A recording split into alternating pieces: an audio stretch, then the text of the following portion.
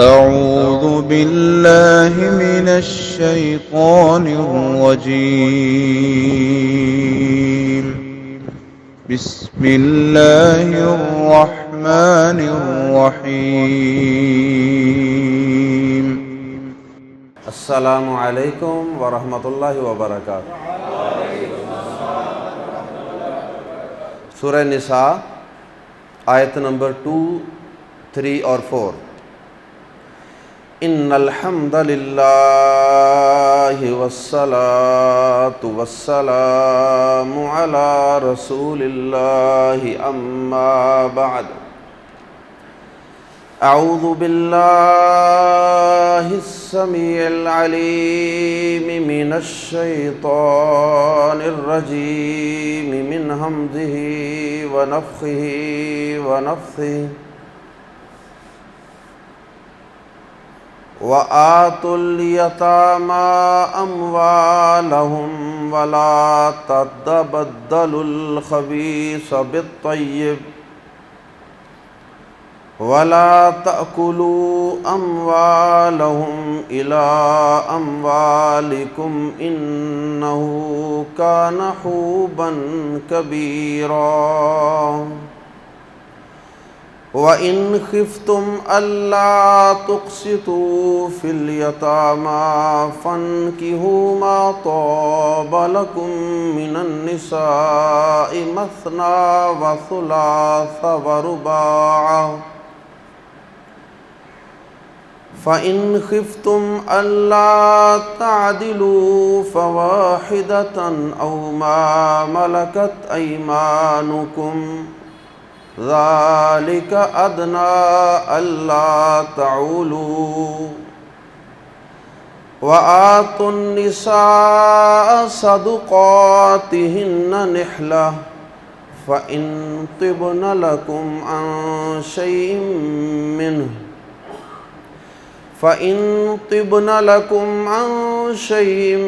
مِّنْهُ نَفْسًا فَكُلُوهُ هَنِيئًا مَرِيئًا۔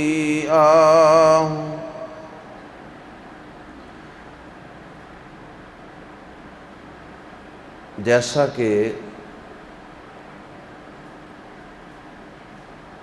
پہلے بھی عرض کیا جا چکا ہے کہ اللہ رب العزت نے اس صورت میں بطور خاص عورتوں کے حقوق کا تذکرہ کیا ہے۔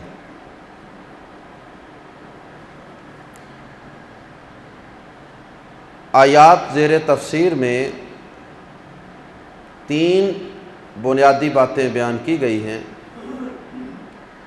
سب سے پہلی بات تو یتیموں کے مال کی حفاظت کا حکم دیا گیا ہے، اور ظاہر ہے کہ یتیم کے اندر اگر بچے آتے ہیں تو یتیم بچیاں بھی اس میں آتی ہیں، تو بچوں کی نسبت چونکہ بچیاں زیادہ مجبور اور کمزور ہوتی تھیں، اس لیے زمانہ جاہلیت میں لوگ یتیم بچوں اور بچیوں کے مال پر قبضہ جما لیتے۔ جب تک وہ نابالغ ہوں اتنی دیر تک تو ان کو مال نہ دیا جائے، اس میں تو کوئی حرج نہیں ہے، بلکہ یہ مستحسن اقدام ہے کہ نابالغ اور اممیچور جو بچے ہیں یا بچیاں ہیں یتیم، ان کے مال کو اپنی کسٹڈی میں اپنی حفاظت میں رکھا جائے، اور جو ہی وہ بچے بالغ ہو جائیں، سمجھدار ہو جائیں، عقل مند ہو جائیں، وہ مال ان کے حوالے کر دیا جائے۔ یتیم بچے اور بچیاں جب بالغ ہو جاتے تو اس کے بعد بھی کچھ لوگ ان کے مال پہ قبضہ جمائے رکھتے۔ اللہ رب العزت نے اس سے منع فرمایا اور ان کو کئی طریقوں سے نقصان پہنچاتے، اور اس حوالے سے یتیم کے مال کی حفاظت کے حوالے سے بھی اللہ رب العزت نے 3 باتوں کا حکم دیا ہے۔ سب سے پہلی بات جس کا اللہ رب العزت نے ان آیات میں حکم دیا ہے وہ یہ ہے کہ بالغ اور سمجھدار ہونے کے بعد یتیم بچوں کو ان کا مال ان کے حوالے کر دو، ان کو ہینڈ اوور کر دو۔ اس میں جان بوجھ کے ٹال مٹول نہیں کریں۔ اور دوسرے نمبر پہ اللہ رب العزت نے ان کے مال کی حفاظت کے حوالے سے اس بات کا حکم دیا کہ یہ نہ کرو کہ اب اگر ان کا کوئی مال و دولت تمہارے پاس تھا تو ان کو دیتے وقت اب تم ان میں کچھ تبدیلی کر لو، ان کی اچھی چیزوں کو اپنی نکمی اور ہلکی چیزوں کے ساتھ بدل لو، کہ نگ تو پورے کر دو لیکن اچھی چیزیں رکھ کر نکمی چیزیں ان کے حوالے کر دو۔ یہ بھی ان کو نقصان پہنچانے کے مترادف ہے، اور یہ خیانت ہے یتیم کے مال کے ساتھ۔ اس سے بھی اللہ رب العزت نے یہاں منع فرمایا۔ اور تیسرے نمبر پہ اللہ رب العزت نے اس بات سے منع فرمایا کہ یتیموں کے مال کو اپنے مال کے ساتھ ملا کر نہ کھاؤ۔ یہ بھی ان کے مال کو کھانے کا ایک طریقہ تھا کہ اب ان کا پیسہ اور اپنا پیسہ اکٹھے انویسٹ کر دیے، یا ان کے مال میں سے اور اپنے مال میں سے کچھ ادھر سے خرچہ ڈالا، کچھ اپنے مال سے ڈالا، ملا کر کھانا پکا لیا، ملا کر کپڑے لے آئے۔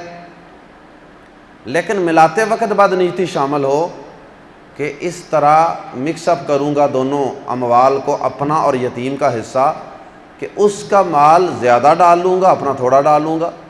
میری فیملی بڑی ہے تو اس کا حصہ کچھ زیادہ ڈال لوں گا، اس طرح بھی مجھے کچھ فائدہ ہو جائے گا میری فیملی کو، اور اس طرح یتیم کو نقصان پہنچے گا۔ ہاں، سورۃ البقرہ کی آیت نمبر 220 کے مطابق اگر اصلاح کی نیت ہے، یتیم کے فائدے کی نیت ہے، پھر آپ اس کے مال کو اپنے مال کے ساتھ ملا سکتے ہیں۔ یہ بات اب ڈیپینڈ کرتا ہے نیت پہ۔ مثال کے طور پہ اب آپ ان کے لیے ہنڈیا الگ بناتے ہیں، اپنے لیے الگ بناتے ہیں، تو کیا ہوگا؟ ایک بندے کے لیے ہنڈیا الگ بنائی جائے گی تو صاف سی بات ہے کہ اس میں سے باقی بچ جانے والا جو سالن ہے، چاول ہیں، وہ روزانہ ہی زیادہ اس مقدار میں ضائع ہوگا۔ اور ایک یہ ہے کہ اگر آپ کے 8-10 افراد ہیں اور آپ ان کا بھی تھوڑا سا ایک آدمی کا حصہ اندر ڈال لیتے ہیں، تو اس سے یہ ہوگا کہ اس کے حصے جو ضائع ہونے والا مال آئے گا، بچ جانے والا مال آئے گا، اس کی مقدار بہت تھوڑی ہوگی۔ تو اس طرح بھی بعض جگہوں پہ ایسا کرنے کا نقصان بھی ہوتا۔ صحابہ کرام نے یتیموں کا مال ہر چیز میں الگ کر دیا، اللہ پاک نے اس سے منع کر دیا اور اس کی اجازت دے دی کہ اگر تمہاری نیت خیر خواہی کی ہے پھر ان کے مال کو اپنے مالوں کے ساتھ مکس کر بھی لو تو کوئی حرج نہیں، لیکن اگر بدنیتی ہے، ان کا مال کھانے کی نیت ہے، پھر درست نہیں ہے۔ تو یہ 3 باتیں اللہ رب العزت نے یتیموں کے مال کی حفاظت کے حوالے سے بیان فرمائی، چاہے وہ یتیم بچے ہوں یا بچیاں ہوں۔ اس کے بعد دوسرا مسئلہ جو ان آیات میں بیان ہوا ہے وہ یہ ہے کہ بعض لوگوں کی کنسٹڈی میں، ان کی سپرویژن میں، ان کی سرپرستی میں کچھ یتیم بچیاں ہوتی تھیں۔ اب وہ ان یتیم بچیوں کے ولی بھی خود ہوتے تھے۔ اب وہ کیا کرتے کہ جب وہ بچیاں جوان ہو جاتی، ان کے پاس مال و دولت ہوتا جو ان کے والدین چھوڑ کے گئے ہوتے، اب اس مال یا ان کے جمال اور خوبصورتی کو دیکھ کر کئی لوگ، وہ جو ان کے ولی ہوتے تھے، وہ خود ہی ان بچیوں سے نکاح کر لیتے جوان ہونے پر، یا اپنے کسی بھائی اور بیٹے سے کر دیا یا خود اپنے ساتھ کر لیا۔ لیکن اس میں تو حرج کوئی نہیں تھا، اس میں کوئی حرج نہیں تھا، لیکن حرج اس بات میں تھا کہ جب خود ہی ان بچیوں کے ولی ہوتے تھے تو اب ان بچیوں کے حقوق کی بات کرنے والا تو کوئی نہیں تھا ان کے علاوہ۔ اب یہ کیا کرتے کہ حق مہر مقرر کرتے وقت ان کا حق مہر عام جو باقی معاشرے کے اندر حق مہر چلتا تھا اس سے کچھ کم حق مہر طے کر لیتے، اس طرح ان یتیم بچیوں کو نقصان پہنچتا۔ اور اسی طرح ان کو جو خرچہ وغیرہ دینا ہے شادی کے بعد اس میں بھی کچھ کمی کر لی۔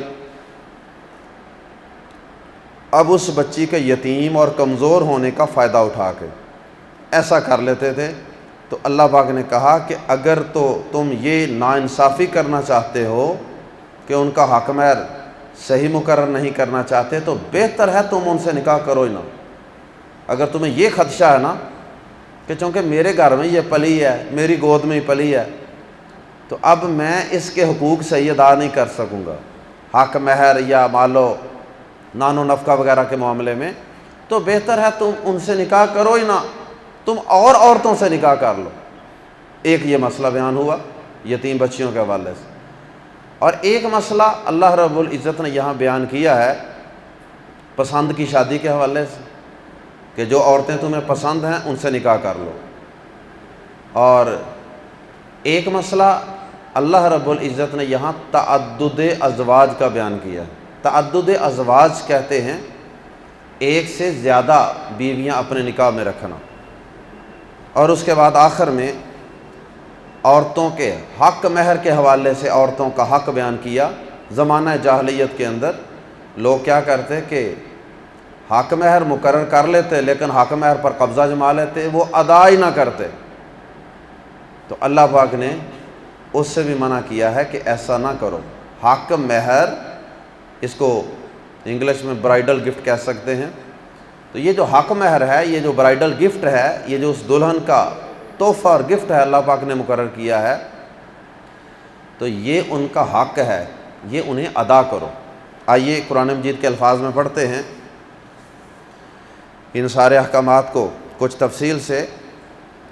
وَآتُوا، اور دو، آتی واحد ہے اس کا، آتی، ربنا ربنا آتی، اے ہمارے رب، آتی دے، نہ ہمیں دے، ہمیں عطا فرما۔ تو یہ آتی سے آتو اس کی جمع ہے، دو، سب کو کہا جا رہا ہے، سب مسلمانوں کو۔ وَآتُوا، اور دو، الیتامیٰ، یتیموں کو، یہ یتیم کی جمع ہے، یتامیٰ، یتیموں کو، اموال، مال کی جمع ہے، اموالہم، ان کے مال، وَآتُوا الیتامیٰ اموالہم، یہ ایک چھوٹا سا جملہ ہے، وَآتُوا الیتامیٰ اموالہم، اور یتیموں کو ان کے مال دے دو۔ اب وہ بالغ میچور سمجھدار ہو گئے ہیں تو کیوں ان کے مال پہ قبضہ جما کے بیٹھے ہو، دے دو ان کو۔ وَلَا تَتَبَدَّلُوا، اور نہ بدل کر لو، الخبیثہ، گندی چیز کو، ردی چیز کو، بالطیب، بازر بھی بدلے، الطیب، پاکیزہ کے، اچھی کے، اور گندی چیز کو اچھی چیز کے عوض بدل کر نہ لو۔ اس کے دو معنی ہیں۔ ایک تو یہ ہے کہ جیسا میں نے پہلے عرض کیا کہ ان کی چیزیں اب واپس کرنے لگے ہو، کوئی مشینری ہے، کوئی زمین ہے، کوئی پلاٹ ہے، کوئی جانور ہیں، کوئی بھی چیز ہے، تو آپ ردی، نکمی اور لو گریڈ چیزیں جو ہیں وہ آپ ان کو دے دیتے ہیں، اور اچھی اچھی چیزیں اپنے پاس رکھ لیتے ہیں کہ چلو ناگی پورے کرنے ہیں نا، تعداد ہی پوری کرنی ہے نا۔ ایک یہ معنی ہے، اور ایک یہ معنی بھی ہے کہ الخبیث کا معنی حرام بھی ہوتا ہے اور الطیب کا معنی حلال بھی ہوتا ہے۔ اس لیے اس کا ترجمہ بعض اہل علم نے، بعض مفسرین نے یہ بھی کیا ہے کہ اپنی حلال چیزیں چھوڑ کر جب تم ان کے مال پر قبضہ کرو گے تو گویا کہ تم اپنا حلال چھوڑ کے ان کا حرام کھا رہے ہو۔ جب اللہ نے تمہیں بھی مال دیا ہوا ہے، وہ حلال ہے، اس کو کھاؤ، تو اب تم اس حلال کے بدلے ان کا مال لے رہے ہو، گویا کہ حرام لے رہے ہو۔ وَلَا تَتَبَدَّلُوا، اور نہ بدل کر لو، الخبیث بالطیب، گندی چیز کو اچھی چیز کے بدلے، یا ترجمہ کر سکتے ہیں حرام کو حلال کے بدلے۔ وَلَا تَأْكُلُوا، اور نہ کھاؤ اموالہم ان کے اموال، الا سادہ لفظ تو یہاں ہونا چاہیے تھا مع، ساتھ، اموالکم اپنے مالوں کے، تو یہاں یہ الا مع کے معنی میں ہے۔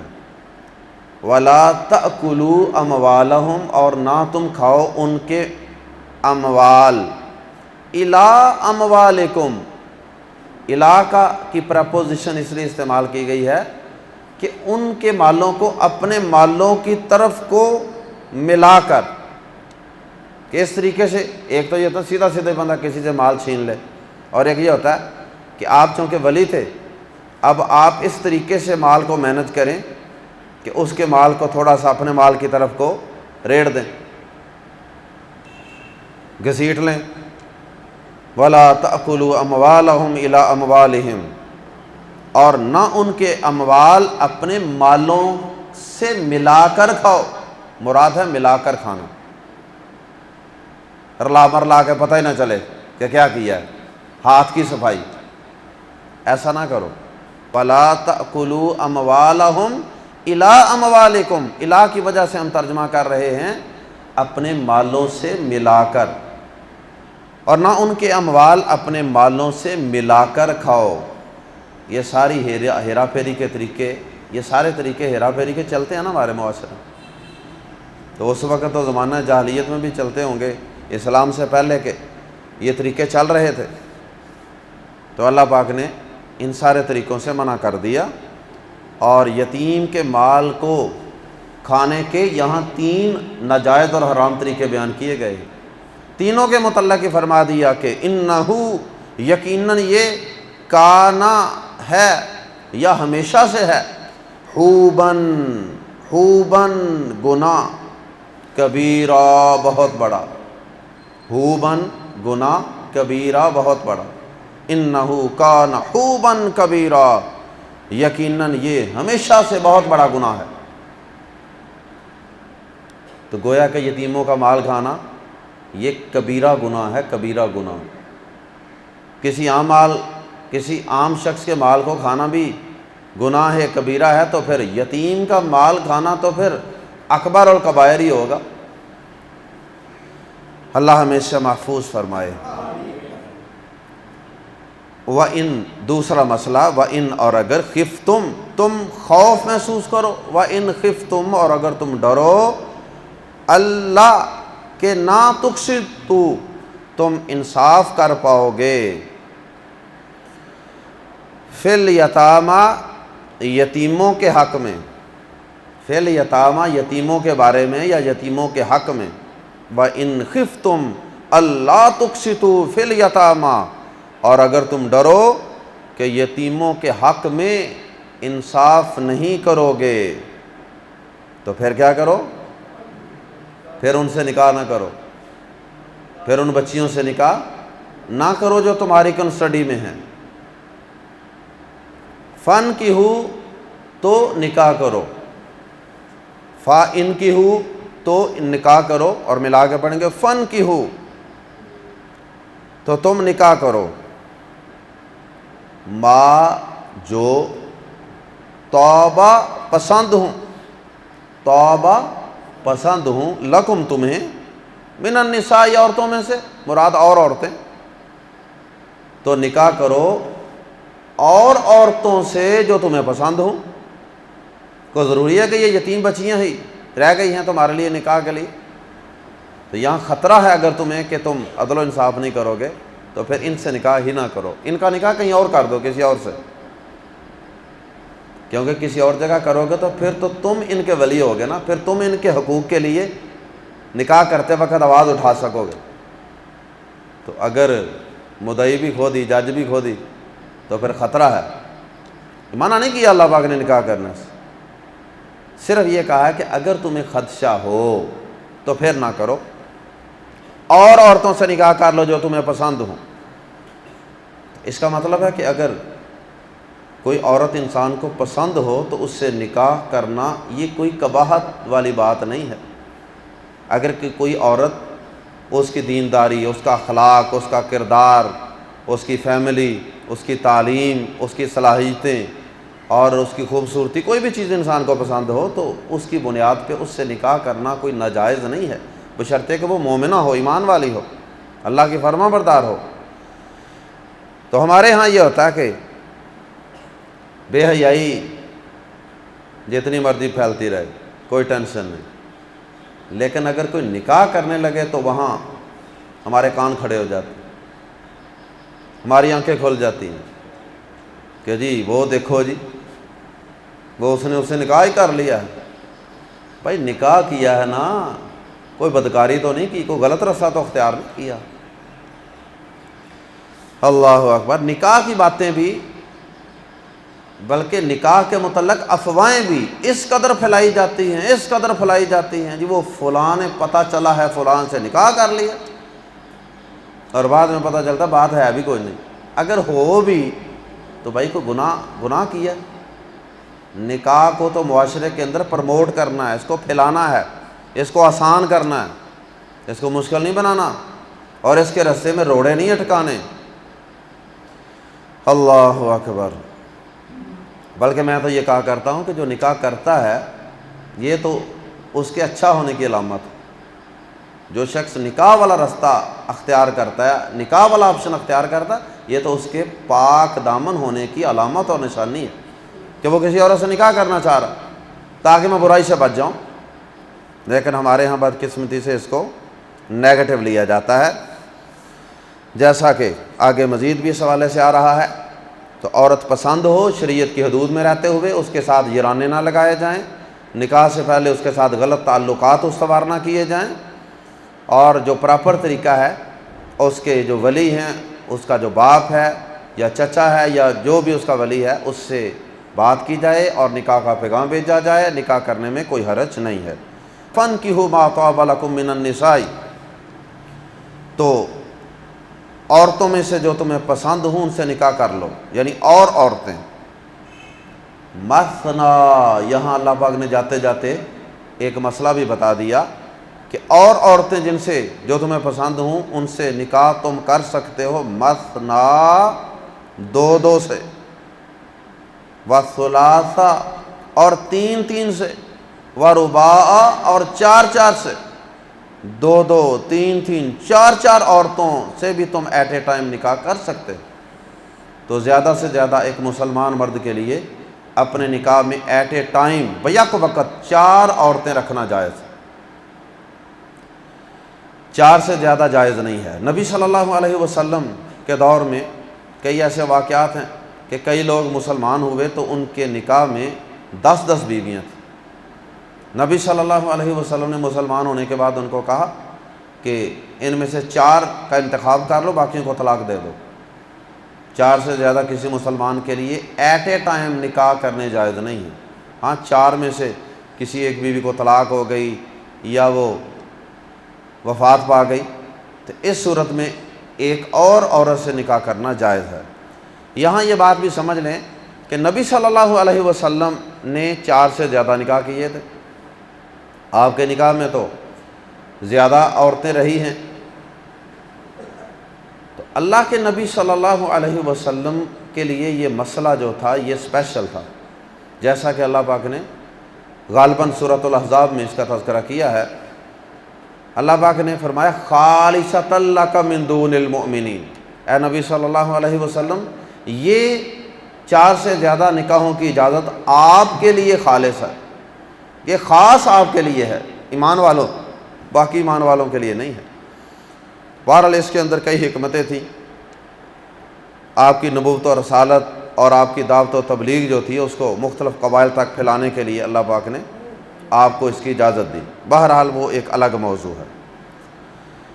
تو 2 3 3 4 4 کی اجازت ہے۔ فَإِن، تو اگر خفتم، تم ڈرو، خوف محسوس کرو، اللہ کے نہ تعدلوا، تم عدل کرو گے، اللہ تعدلوا کہ تم عدل نہیں کر پاؤ گے، فاتو واحدتاً، ایک ہی، پھر ایک ہی کافی ہے، تو ایک تو ضروری ہے نا پھر، او یا ما، جن کے مالکت مالک ہوئے، ایمانکم، تمہارے دائیں ہاتھ، مراد لونڈیاں ہیں، تو جنگ کے اندر لڑائی کے بعد عورتیں کافروں کی قبضے میں آتی تھیں، ان کو لونڈیاں کہتے ہیں، ان سے نکاح کی ضرورت نہیں ہوتی. ان کے لیے کیا ہوتا ہے؟ ان کے لیے امیر کی طرف سے اجازت کہ یہ عورت تمہارے لیے ہے، یہ اس کی ہے، یہ اس کی ہے. اور بہرحال یہ بات کہیں اور نکل جائے گی. اسلام نے لونڈیوں اور غلاموں کو بھی بہت حقوق دیے. اسلام نے یہ نہیں کہا کہ اب ان کافروں کی عورت آ گئی ہے تمہارے قبضے میں تو اب سارے جس کا جی چاہتا ہے وہ 4 دن اس کے پاس رہے، 2 دن اس کے پاس رہے، یہ نہیں. بلکہ وہ اللہ پاک نے امیر کو اختیار دیا ہے کہ وہ مسلمانوں کے اندر، مجاہدین کے اندر تقسیم کر دے، اور وہ اس عورت کے حقوق کا ذمہ دار ہے، اس لونڈی کے حقوق کو ادا کرنے کا ذمہ دار ہے. اس کا نان و نفقہ، اس کی رہائش اور اس کی باقی جنسی ضروریات، فطری ضروریات، وہ ساری وہ مرد ہی پوری کرے گا. نکاح کی یہاں ضرورت نہیں ہے. تو وہ جہاد ہی نکاح کا الٹرنیٹ یہاں بن جاتا ہے. تو فرمایا کہ او ما ملکت ایمانکم، یا جن کے مالک تمہارے دائیں ہاتھ ہوں، یا اس کا ترجمہ کر سکتے ہیں یا لونڈیاں. یعنی لونڈیوں کے حوالے سے یہ شرط نہیں ہے کہ وہ 4 ہی ہوں. اگر ایک شخص نے 4 بیویاں کر لی ہیں ایٹ اے ٹائم، اب اگر اس کو 5ویں کو لونڈی مل جاتی ہے، یہ جائز ہے، یہ بتانا مقصود ہے. یا پھر اگر وہ ایک پر ہی گزارا کرنے والا ہے، وہ سمجھتا ہے کہ زیادہ کے درمیان میں انصاف نہیں کر سکوں گا، تو ایک پر ہی گزارا کرنے والا ہے تو ہاں لونڈی ساتھ وہ لے سکتا ہے. وہاں پہ بیوی اور لونڈی کے درمیان انصاف کرنے کا مسئلہ نہیں ہے، ان کے حقوق الگ الگ ہیں. ذالک، یہ ادنا زیادہ قریب ہے، اللہ کے نہ تعولو، تم انصاف سے ہٹو. ذالک ادنا اللہ تعولو، تعولو کا معنی ہوتا ہے نا انصافی کرنا، ڈنڈی مارنا. ذالک ادنا اللہ تعولو، یہ زیادہ قریب ہے، اس سے زیادہ امکان ہے. کس سے؟ ایک سے. ایک رکھنے سے زیادہ امکان ہے کہ تم انصاف سے نہ ہٹو. اب یہاں پر ہمارے معاشرے کے اندر دوسری شادی، تیسری، چوتھی تو بڑی دور کی بات ہے نا، دوسری کے لفظ بولا جاتا ہے. دوسری شادی سے روکنے کے لیے بڑا کچھ کیا جاتا ہے، کیونکہ ہم ایک عرصہ دراز تک ہندوؤں کے ساتھ رہے ہیں، اور وہ نسل در نسل ان کا کلچر، ان کی سوچ آگے شفٹ ہو رہی ہے. ہمیں سے اکثر کے بڑے جو تھے وہ یا سکھ تھے یا ہندو تھے، کوئی نہ کوئی ایسے سلسلے اللہ ماشاء اللہ. تو وہ جراثیم ان کے ہمارے ذہنوں سے نہیں نکل رہے. عام طور پہ یہ کہا جاتا ہے نا کہ جی یہ فطرت ہے کہ عورت دوسری شادی پسند نہیں کرتی، یہ بات غلط ہے. یہ کلچرل پرابلم ہے، یہ علاقائی پرابلم ہے. ورنہ آپ کو پاکستان کے اندر بھی ایسے کئی صوبے مل جاتے ہیں کہ جہاں دوسری شادی اتنا بڑا گناہ نہیں ہے جتنا کہ آپ کے یہاں پنجاب میں ہے. اور اسی طرح بہت سے ملک آپ کو مل جاتے ہیں کہ یہاں پر جہاں پر یہ کام عام ہے، دوسری شادی، تیسری شادی، چوتھی شادی، یہ عام ہے. وہاں کی عورتیں، ان کو کوئی دورہ نہیں پڑتا، ان کو تکلیف نہیں ہوتی. بڑی دیندار فیملیاں، بڑی دیندار عورتیں بھی یہاں آ کے ٹھوس ہو جاتی. کہتے ہیں کہ ایک معلمہ تھی، بڑے درس شرح دیتی تھی. اب اس نے کسی وقت ان آیات پہ درس دیا، تفسیر پڑھائی، بڑا زور شور سے اس نے خطاب کیا، فضائل بیان کیے دوسری تیسری شادی کے، کہ یہ مرد کا حق ہے، مرد کی ضرورت ہے، اگر وہ سمجھتا ہے اسے کرنے دینا چاہیے. تو بعد میں ایک عورت اس کے پاس آئی کہ آگے کہنے لگی کہ ماشاءاللہ بڑا اچھا درس دیا آپ نے، تو یہ دوسری شادی والا مسئلہ ایسے ہی ہے نا جیسے آپ نے بیان کیا ہے، مرد کو حق ہے نا دوسری شادی کرنے کا. اس نے کہا بالکل رائٹ ہے. تو عورت کو پریشان تو نہیں ہونا چاہیے پہلی بیوی کو؟ کہا نہیں. اس نے کہا پھر السلام علیکم، میں آپ کے خامند کی دوسری بیوی ہوں. تو ساتھ ہی معلمہ صاحبہ جو ہیں وہ گچ کھا کے پیچھے کو گر گئے. تو یہ ہمارے ہاں جو ہے نا بہت بڑا گناہ سمجھا جاتا ہے۔ عورتیں یہ کہتی ہیں جب میں مر جاؤں گی نا اس کے بعد کر لینا، اور عورتیں یہ کہتی ہیں کہ آپ دوسری شادی نہ کریں، آپ اس کی جگہ کسی سے تعلقات رکھ لیں، وہ قبول ہے۔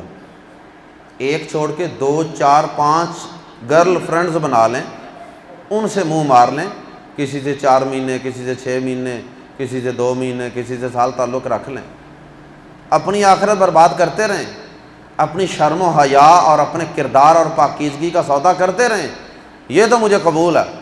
لیکن آپ باقاعدہ اللہ کے حکم کے مطابق نکاح کر کے کسی کو اپنے پاس رکھیں، یہ مجھے کسی صورت قبول نہیں۔ اور میں نے تو یہاں تک بھی دیکھا ہے کہ بیچارہ باپ، اس کی بیوی اگر فوت ہو گئی ہے تو اولاد باپ کو ساری زندگی دوسرا نکاح نہیں کرنے دیتے، بیوی فوت بھی ہو جائے تو نہیں کرنے دیتے، کہتے ہیں کہ ابا کوئی عقل دے ناخن لایا، کوئی ہوش دے ناخن لایا، لوکی سانو کی آکھن گے۔ اور اصل میں اس کے پیچھے دماغ میں خباثت کیا ہوتی ہے؟ وراثت کی خباثت ہوتی ہے دماغ میں، کہ یہ ابا جی ہمارے ایک اور شادی کر لیں گے اور بچے ہو جائیں گے تو ہماری تو جائیداد وراثت تقسیم ہو جائے گی اور زیادہ۔ اس وجہ سے وہ اپنے تھوڑے سے ٹکوں کے مفاد کی خاطر اپنے بیچارے باپ کی ساری زندگی تباہ کر دیتے۔ وہ اکیلا بیچارہ ایڑیاں رگڑ رگڑ کے اکیلا تنہا ہو جاتا ہے نا، بچیوں کی شادیاں ہو گئی، بچوں کی بھی شادیاں ہو گئی، اور وہ اپنی زندگی میں مست ہیں، اپنے اپنے کمروں میں مست ہیں، اس بابے بوڑھے کو بیچارے کو پوچھنے والا ہی کوئی نہیں۔ تو یہ بہت سمجھدار لوگ ہوتے ہیں اور صحیح والد سے محبت کرنے والے وہ لوگ ہوتے ہیں، وہ بچے ہوتے ہیں جو اپنے باپ کی خود شادی کرتے ہیں، نہیں ابا جی آپ شادی کر لیں، آپ کی ضرورت ہے۔ تو بہرحال اگر معاشرے کے اندر ہم یہ چاہتے ہیں کہ پاک دامنی ہو، شرم و حیا ہو، بدکاری زناکاری کے رستے بند ہوں، تو پھر اس کے لیے ضروری ہے کہ دوسری شادی کو پروموٹ کیا جائے اور اس کی اجازت دی جائے۔ اچھا، بعض دیندار لوگوں نے کیا کام کیا کہ اب وہ اس آیت کریمہ کا صاف صاف انکار تو کر نہیں سکتے تھے، اب انہوں نے قرآن مجید کے الفاظ سے ہی دوسری شادی کو ناجائز اور حرام قرار دینے کی کوشش کی۔ میں یہ سمجھتا ہوں کہ یہ قرآن مجید کی آیات کے اندر معنوی تحریف ہے۔ یہ بہت بڑا گناہ ہے کہ اگر انسان کا کسی کام کو کرنے کو جی نہیں چاہتا تو انسان اس کی تحریف ہی کر دے، اس کے میننگ ہی بدل دے۔ اب انہوں نے کیا کیا؟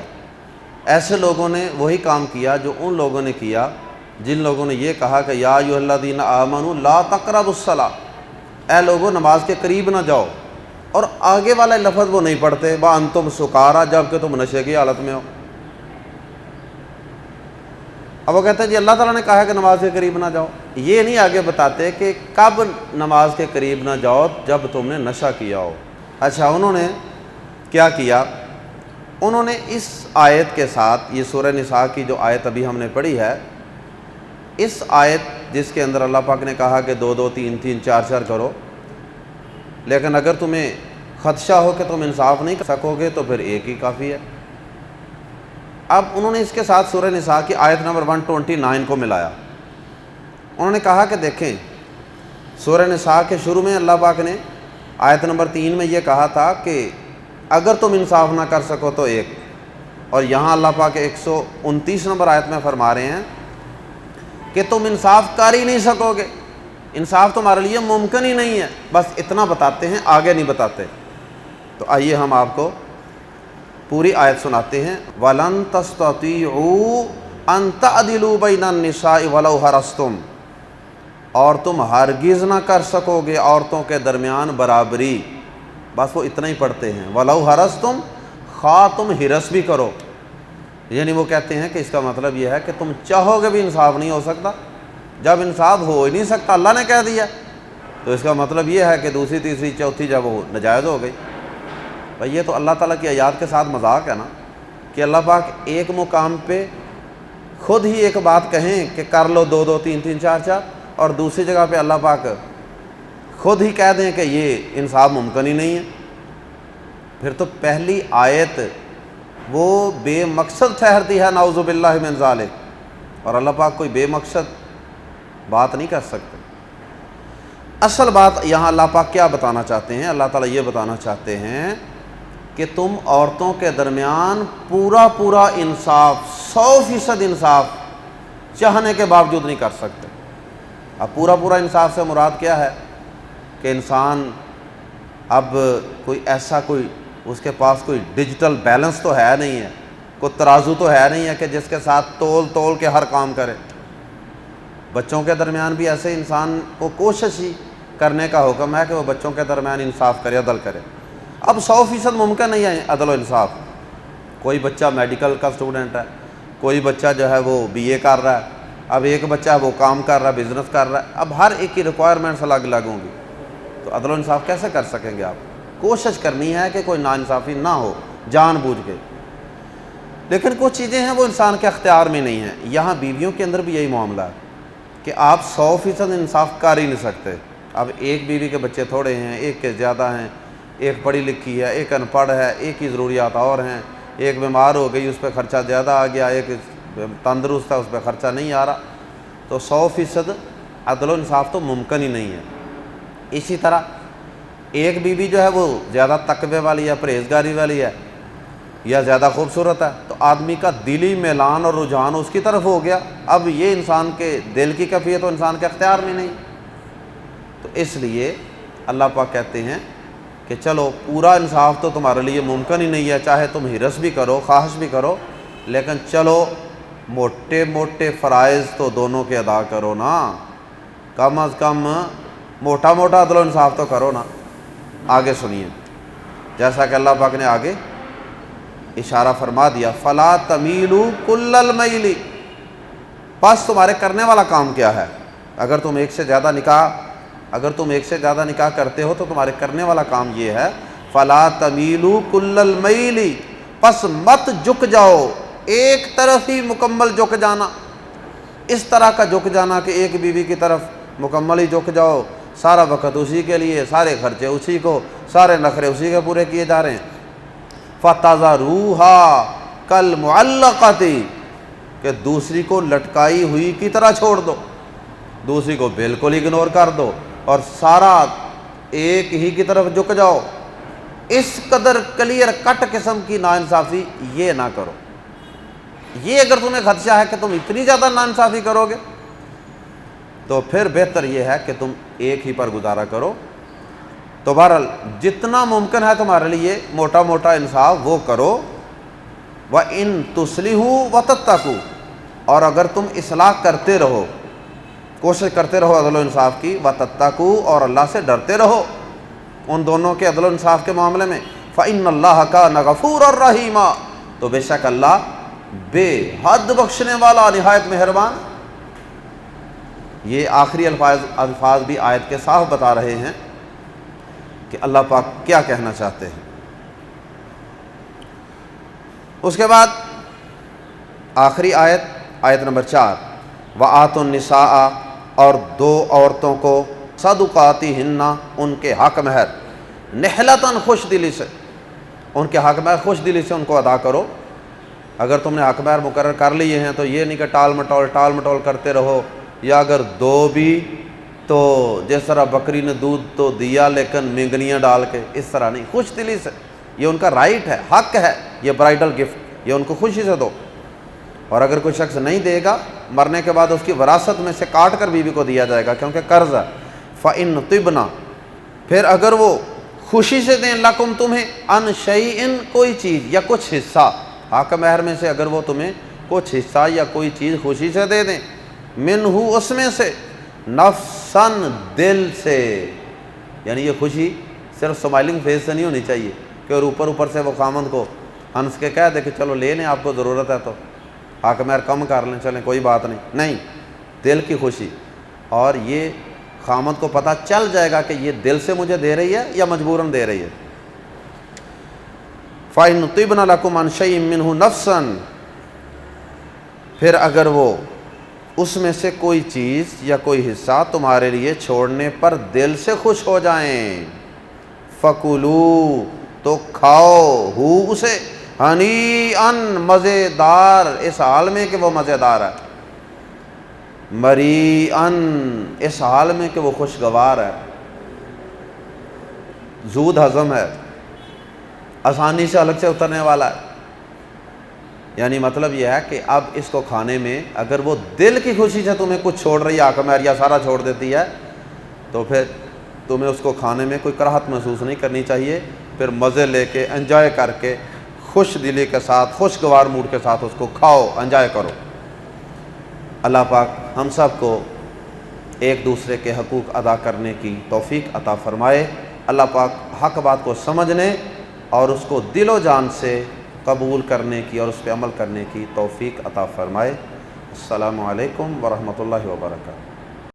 شكرا يا ربي شكرا هديت قلبي شكرا نورت دربي شكرا شكرا يا رب